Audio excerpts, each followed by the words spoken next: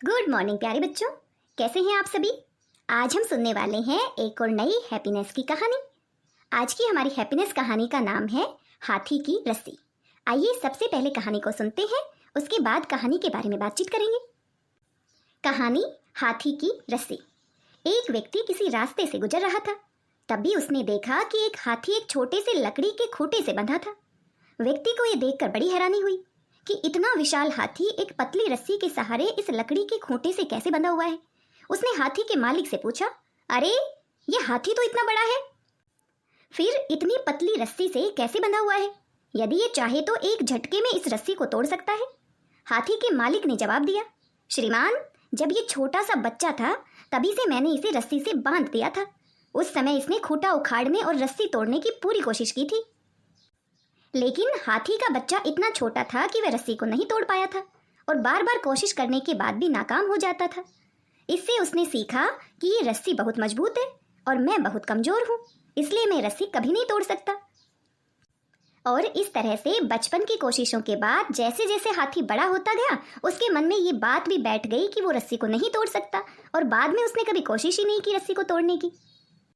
आज हाथी इतना बड़ा और विशाल है, लेकिन वो इस रस्सी को तोड़ने की कोशिश ही नहीं करता। बचपन से उसकी कोशिशों की नाकामयाबी उसके मन में बैठ गई है।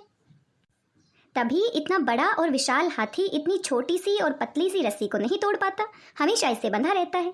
यह सुनकर वह व्यक्ति सोच में पड़ गया और यहीं पर हमारी कहानी समाप्त हो जाती है और मुझे पूरा विश्वास है आप भी सोच में पड़ गए होंगे। प्यारे बच्चों, हाथी की तरह हमारे साथ भी तो ऐसा ही होता है।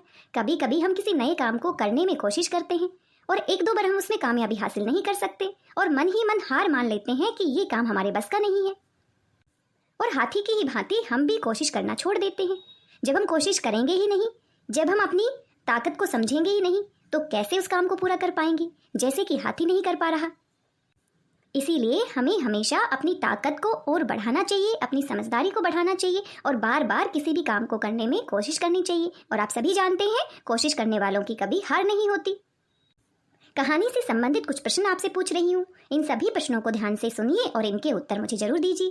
क्या आपके जीवन में कोई ऐसी चीज है जिससे आप बंधे हुए हैं, जिससे आप अलग नहीं हो पा रहे हैं? क्या कोई ऐसी बात आपके मन में है जिसे आप तोड़ना ही नहीं चाहते, जिसके बारे में आप जानना ही नहीं चाहते? इन दोनों प्रश्नों के बारे में विचार कीजिए और अपने विचार मेरे साथ जरूर साझा कीजिए। आज की इस कहानी में बस इतना ही। मिलते हैं किसी नई कहानी के साथ। तब तक कोशिश करते रहिए और कोई भी नया काम आप कर रहे हैं बार बार प्रैक्टिस कीजिए और एक दिन आप उसमें परफेक्ट हो जाएंगे। धन्यवाद, बहुत बहुत धन्यवाद।